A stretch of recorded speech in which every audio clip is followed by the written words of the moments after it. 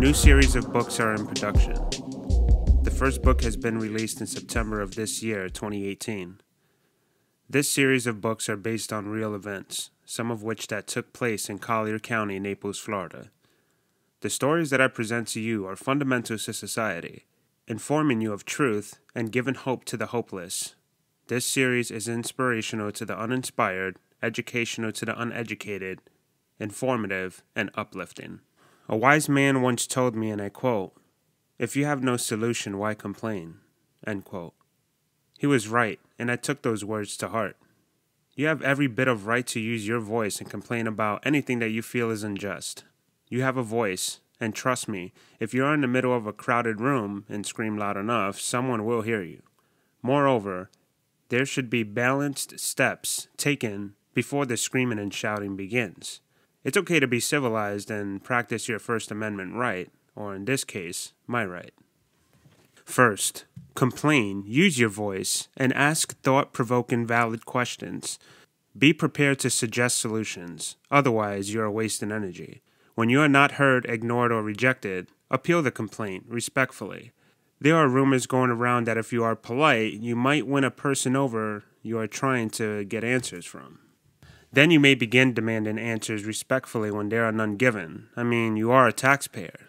Raise awareness, talk to people, reach out to local districts and supervisors. Still no one is listening? In this set of circumstances, it is time to take affirmative action because many facts are being ignored.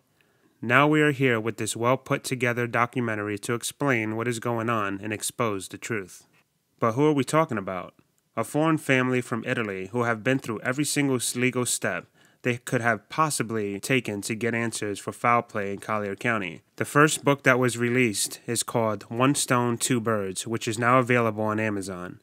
It is a story based on true events when two people from different parts of the world coincidentally meet and have to put up a fight against the government.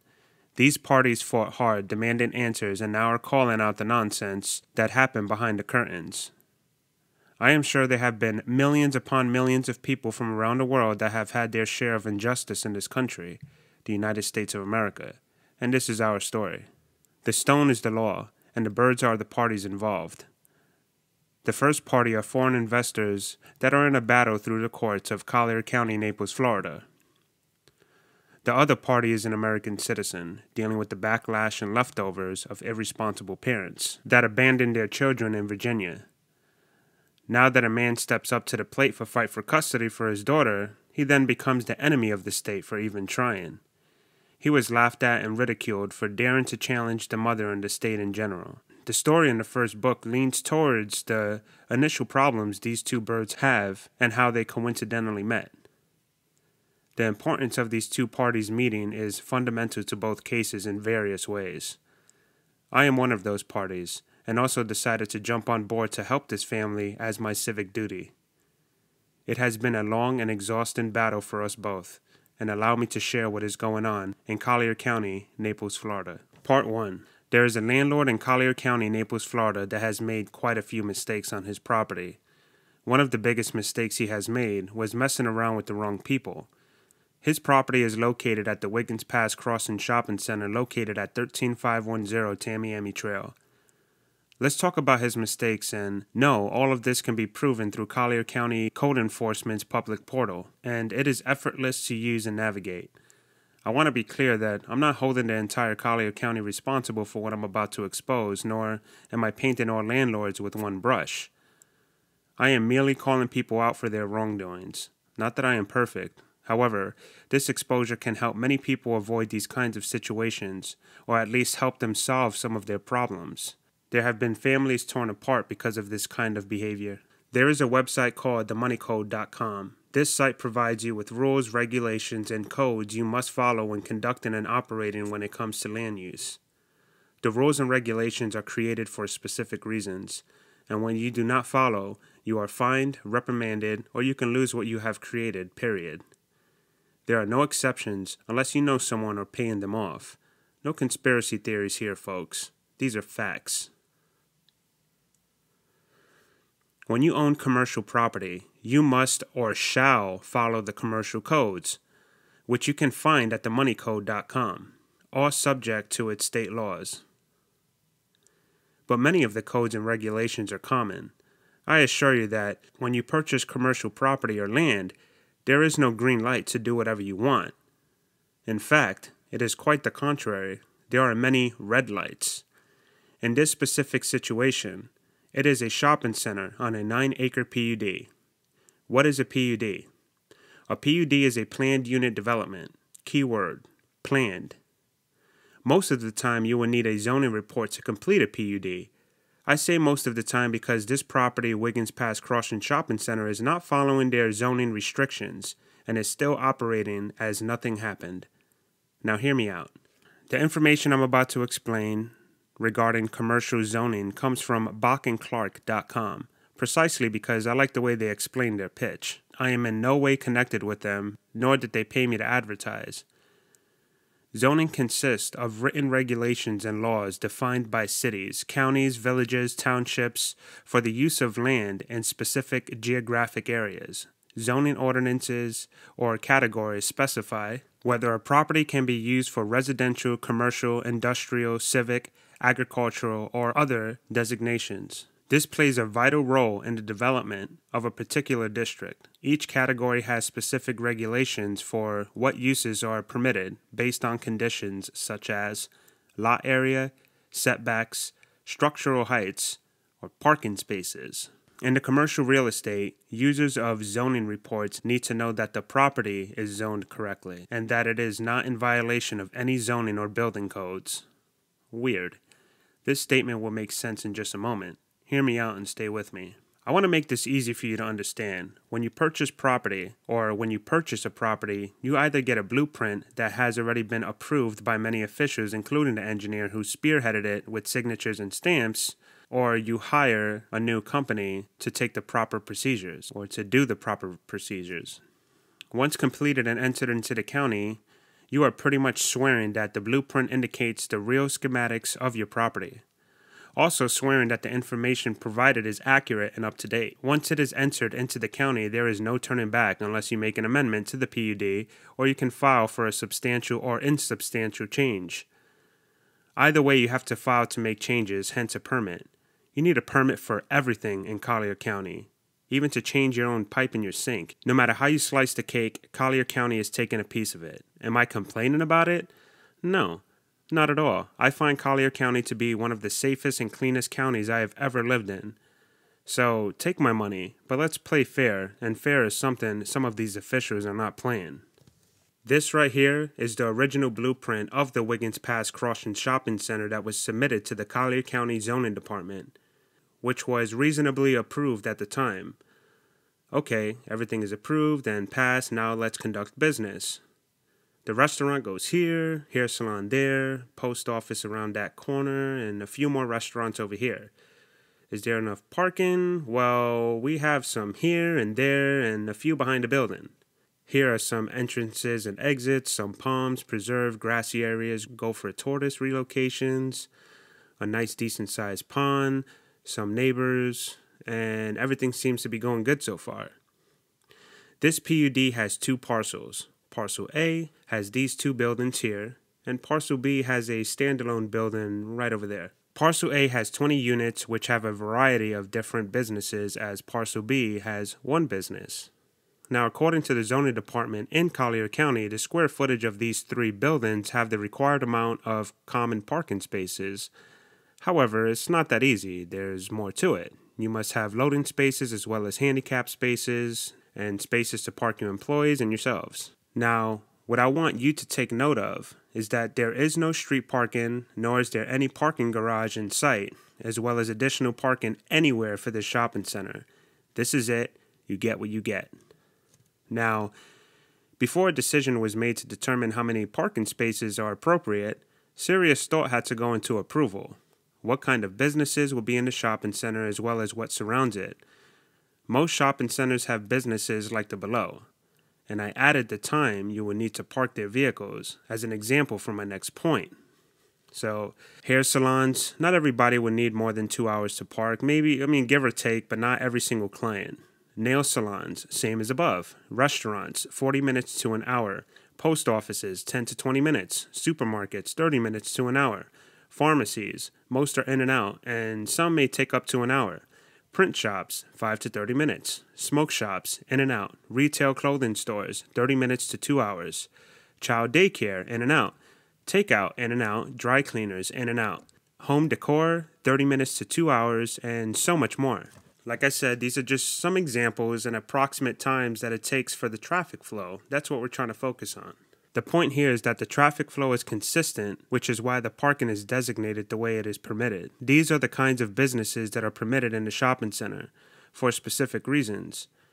One being parking. With these kinds of businesses, there is a constant flow of people coming in and out, which will allow consumers to be able to park and grab what they need and go. Now, the landlord of one of the parcels in the Wiggins Pass Crossing Shopping Center decided to go against the county codes of parking and expanded his parcel by adding seats and misplacing businesses in his side of the plaza. For example, if a PUD shopping center has 2 exclusive parcels with 63,000 square feet of total building use, with specific businesses that are occupying the units in those buildings, and it is working for the center with everyone sharing parking, everything is smooth. People can happily park and consume. Now, one day, the previous owner of the shopping center decided to split the PUD into 2 private parcels and made an agreement with Walgreens, which would now separate all common parking. This is his side, and that is theirs, dramatically decreasing Parcel A's parking spaces by 69 spots. Yes, later, a new sheriff of the plaza is in town, and he moved a bridge club that occupies over 100 spots for 4 hours at a time, twice a day. First round is from 9 a.m. to 12 p.m., and the second round is from 1 p.m. to 4:30 p.m., Monday through Saturday. During that break between the 12 p.m. and 1 p.m., the cars have to exit the designated areas, and then the employees must load the next round. The same followed for clearing the lot at 4:30 p.m. It takes time, and these people are elderly. The problem was not the number of spaces they took up. The problem was how the landlord went about it. It's not that they took up 100 parking spaces. The point here is that they blocked other tenants from parking in those common spaces, 30 of which he roped off, and the others he erected signs stating Bridge Club only, and destroyed preserve area to create more spaces. The landlord promotes his property as if he has 270 common parking spaces available for all his tenants and customers, but he is realistically entitled to only 201 spaces for 20 units, and now that the Bridge Club has their major slice of the cake, the landlord can only offer what is left from 9 a.m. to 5 p.m. So let's see here, out of 201 parking spaces, let's go by parking spaces vacated for specific businesses. You got the Beach Tavern over here with well over 4,000 square feet. We got 7 spots, and then 2-hour parking only on our side. Then you have a restaurant here for 1 space, a nail salon here for 11 spaces, and the nail salon is a quarter of our size, and they have 11 spaces. Meanwhile, we can hold a cap of over 230 people, and they only gave us 7 reserved parking spaces compared to the nail salon next door, which could realistically only service about 12 people at a time, get 11 spaces specifically reserved for them. The Bridge Club, 56 spaces. The hair salon, again, 12 spaces. Same thing as the nail salon. And then a couple of restaurants here have about 5 spaces for their spots. And then over here, this old restaurant has about 4 spaces and then an additional 8. So in all total, it was about 106 reserved in total of reserved spots that the landlord gave each tenant exclusively. Some from, behind the building here. I mean, where were the employees going to park? This was just madness, what was going on. So the scraps of the parking lot were a total of 95 spaces after the reserved for all the tenants to pretty much fight over. This made the situation between neighboring tenants worse, where it escalated with the parking war. So how could the landlord fix this? Technically, the only way to fix it was to get rid of the Bonita Bridge Club and one of the restaurants that were in the plaza. Instead of doing that, he literally went ahead and started adding more restaurants with more seats, going over the 20% allowed for restaurant space in any shopping center. Now, On his side already alone, he's already over by 20%, but according to the Collier County zoning department, this whole PUD is 1. However, with him being over 20% restaurant space in this side, which he can't gain access to parking on that side because that's their lot. It's not his lot. So there's already funny business going on here, and how the Collier County zoning department is declaring this as 1 PUD, I get it and I understand. However, the tenants over here are not allowed to use those parking spaces, and the point of the whole PUD being 1 is so other people could use those parking spaces. Otherwise, there has to be some major adjustments on this side in order to accommodate the businesses that are in here, and we'll get more into that later. So with any shopping center in Collier County, you're supposed to have 1 parking space per 250 square feet of shopping centers. Once you go over that 20% restaurant space, you must amend the PUD and add 1 space per 60 square feet. And there's a reason for that. And we'll continue and we'll get back to it. They make these codes and these laws for a reason. So can you take a look at this picture and guess what the landlord decided to do? Because he was lacking spaces at this point. And when you go over your parking spaces or a restaurant space that's required not to go over by 20%, or else you got to amend the PUD, you still got to add, once you add seats, you got to add stuff like the sewage. You got to take things into consideration. So now we got the sewage, the grease traps, loading spaces, and handicap spaces. There's so many spaces, that needs to be considered that was never done. Instead, in fact, they were taken away. Still, can you guess what the landlord did here? Just take a good look. That's right. He began chopping down trees, digging up preserve, and created his own parking spaces. Now, these quote-unquote permitted overflow parking spaces over here, they were never done correctly. They, the county and the landlord, had this as overflow parking exclusively for the Bridge Club events, which this is grassy area, and this is the buffer. Then they snuck it in to be permanent parking when an insubstantial change was made in 2010 to expand this pergola over here. These guys are slick. And they expanded this pergola while this restaurant was closed, which was us now, or then. So there are rules for overflow parking and a permanent parking, like a certain amount of feet per vehicle, drainage, or more. However, there he goes just doing what he wants, and the county allowed it, with no care in the world. The landlord thus now created his own parking spaces in the preserve and blocked off tenants from parking their customers to accommodate what he lost during the REA, the reciprocal easement agreement that was made with Walgreens in the past. This landlord created 18 parking spaces here on a buffer, which he never did procedurally as far as maintaining the area, and then went ahead and added about 30 spots here and another 25 here, give or take, maybe more. I've counted about 60 to 70 cars parked in these 2 areas alone one day, and I'll show you some pictures here in a minute. And then he went ahead and blocked the middle part of the parking for the Bridge Club. However, he didn't stop there. Then he went ahead, like I said, and started erecting signs for people. Erecting all these exclusive signs. It was just absolutely ridiculous. I mean, I've never seen this. I travel a lot up and down the East Coast, and I've never seen anything like this. And he went ahead and started parking over grease traps. He started parking and, marking his own parking from the loading zones, just, scribbled it out and just made it a parking spot, as well as the fire hydrants. He scribbled that out and just make it parking spot. He just did whatever he wanted. And according to the Collier County Code Enforcement, and I quote, "If no one complains, we will never know." So my question is that if you've been over there to inspect the property between the time of 2010 through 2014, are you trying to tell me that you did not notice that 2 major areas called the preserve have been removed? You had no idea.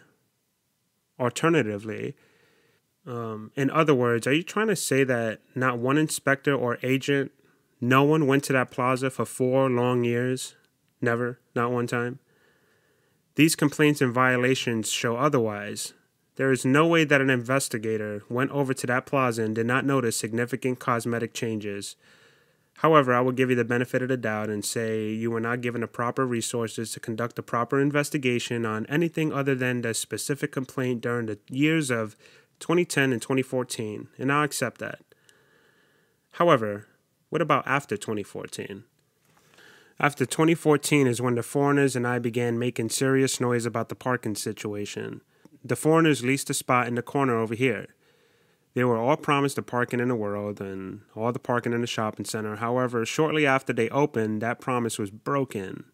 The landlord would begin blocking this section off, and once all the tenants on this side of the shopping center started complaining, the landlord began to erect signs with no permit or cooperation from his tenants, meaning no one officially agreed to what he was doing. He just did it, and the tenants had to accept it. It's not like they could pick up and move on, and sue. It's not that simple, especially if you cannot afford it. Lawsuits are not cheap, and it takes a very long time to litigate and execute. Moreover, to stop your business and pick up and move is not simple as well. It too takes time and money to execute. According to the landlord's logic, it's his plaza, he does what he wants, and if you don't like it, you should have read the lease agreement more carefully.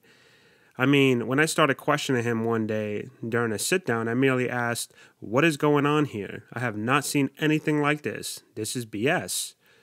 He then became frustrated that I was even talking in his presence while I was, in the meeting with the foreigners, and waved his hands on me saying that I'm nothing. From his body language, I took it that he was in a deep hole and he had no idea how to get out of it. As time went on, during the busiest time of the year in Naples, Florida, especially in this particular location, the Beach Tavern could not park any customers during the lunch hours because of the Bridge Club events. We were only given 7 exclusive signs for the Beach Tavern only, and still we had to continually combat other people that were customers of the neighbors to please do not park in our spaces. Some of them would just wave their hands and say whatever. Others would get angry. Others will move their car but give us the finger and curse us to hell. And the problem with that is that some of these people could have been potential customers of the Beach Tavern, but after us having to tell them to move, specifically because we were waiting for our little lunch crowd that we can get, they would get angry and take offense thinking that we're the ones that are being mean. But we had no choice. What were we to do? People have a limited amount of time to eat lunch. They have about 30 minutes now. It just keeps getting shorter and shorter. So if they do come out, whether it's across the street and want to get a quick bite to eat at our establishment, they were harassed by this guy over here, or they couldn't park. They couldn't find any parking. And when you're driving through our plaza, it's very deceiving to where to park. Now, when you go into this little area right here where we're apparently supposed to be able to park, common parking according to Collier County's zoning report, it immediately says, violators will be towed, 30-minute parking, Walgreens only. So that's already deterring them. Then when you come to drive directly into our side of the plaza, there's signs everywhere. So if you could not park at a Beach Tavern spot because it was occupied, when you drove around, the others said available after 5 o'clock, or the nail salon only and the hair salon only. It was such a deterrent. And then when they turned the curb here and you ask this gentleman, "Hey, where can I park?" he gets angry and says, "Well, you can't park here. This is for Bridge Club events." I've heard it with my own ears. And we've yelled at each other in some occasions because it's not right. So when the foreigners would begin putting pressure on the county for this particular problem, it began to backfire. Now suddenly the county was after us, but would ignore our complaints about parking. It was no mystery that the landlord was short on parking, hence the reason he created a substantial amount himself without following codes and obtaining the proper permits. So what would now begin is that people started calling the Collier County Code Enforcement complaining about our supposed loud music. We would get phone calls for loud music when our music was not even loud enough to hear it out back when dumping trash, but somehow the calls would come in. We received a noise complaint one day when we were not even open. It was a Sunday.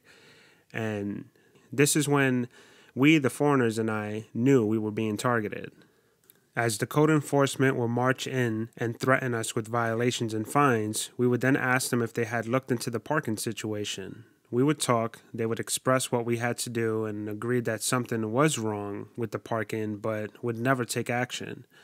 We complained about the parking situation and how the landlord would block other vehicles for the entire peak of the season.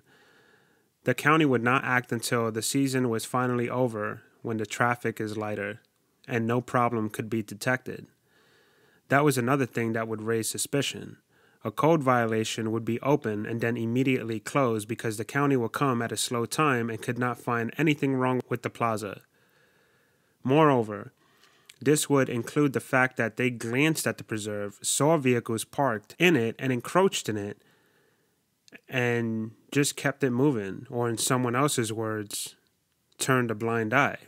I'm sorry, but when someone expresses the term turning a blind eye, this means either, hey, do me a favor, or plain negligence on the county's behalf. We also informed the county that there is a business that was manufacturing with over 18 trucks that is not allowed in a shopping center as well.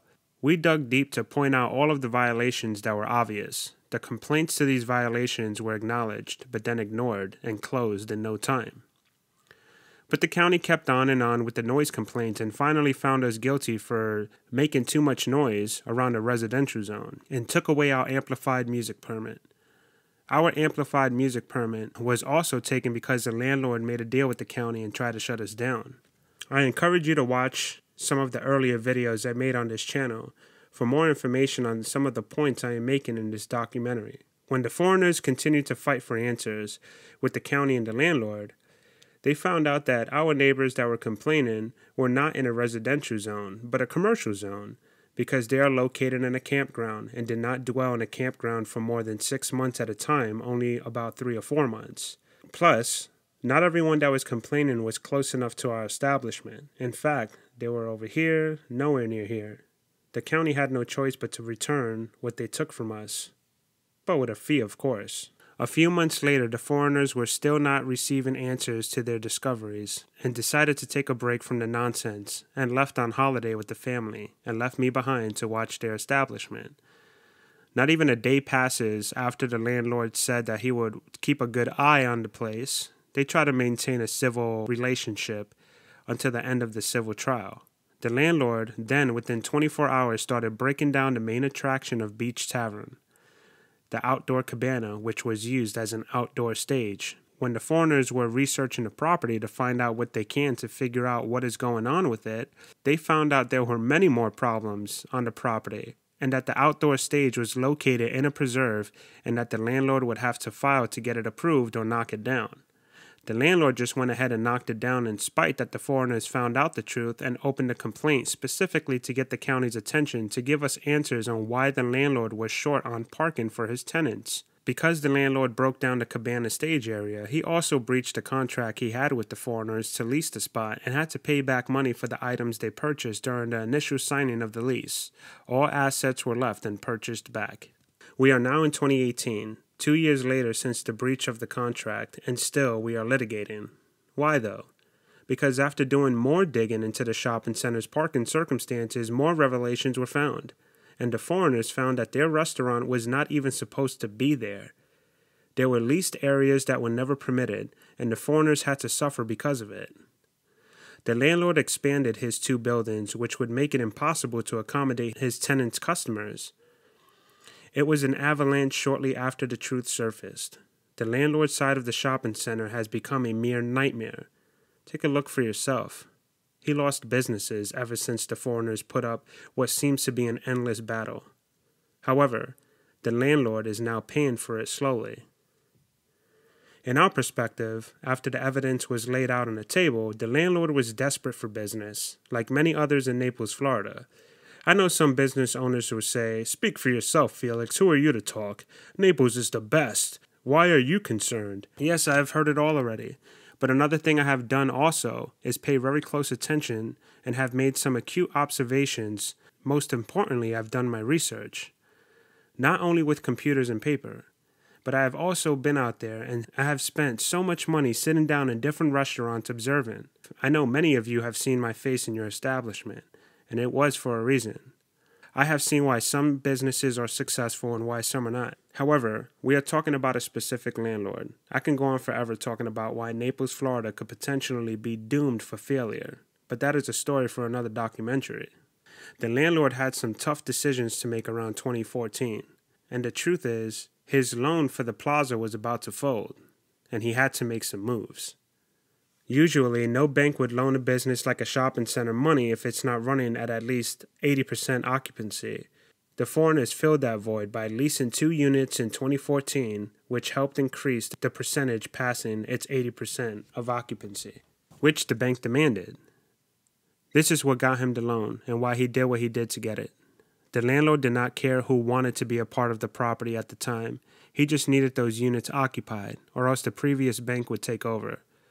There's always an agenda, and a few subpoenas and tens of thousands of dollars got the foreigners their answer. However, the landlord has some more significant problems to face because now he has the plaza that is under serious scrutiny by the county. They are doing everything they can to help the poor guy. The man has destroyed families' lives, including a guest in our country that longed from Italy, hiring American employees as demanded by the United States immigration regulation, and provide a stronger future for their children. There is so much to cover in this story, but I want to leave it right here. Remember, or in case you did not know, Naples, Florida was founded by foreigners, built by foreigners, most of who was Italian descent. If you take a second to express or say Naples, Florida, you would then understand the name itself originates from Naples, Italy. Most of the materials it took to build the ever-expanding city was brought over from the Italian peninsula. There is so much history to Southwest Florida, and the way these foreign investors are being treated is unfair and flat out wrong.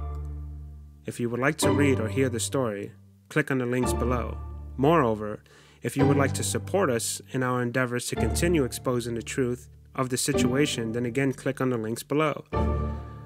The books that are underway dig deep into the personalities of the characters involved and walks you through some of the situations that took place, all based on real events. Thank you for watching this documentary, and stay tuned for the next one. In other words, I want to thank everyone for listening in, and I hope you got something from this and learned something. If you have a story to tell, or leave it in the comment section below. Share our video so we can spread some hope for other business owners that don't know how to proceed when something is wrong. Whenever you feel like there's something wrong with anything, with your property or your landlord, or even the other way around, dig deep into the situation and find out what's wrong. Don't live your life suffering because you feel you don't have what it takes to fight. With all the talk of illegal foreigners in this country, between the left and right media, how about a little round of applause for the legal investors in this country that's bringing money in from their own countries, lifting our economy, and bringing down the unemployment rate. We thank you for listening. You guys take care. Love and peace to all.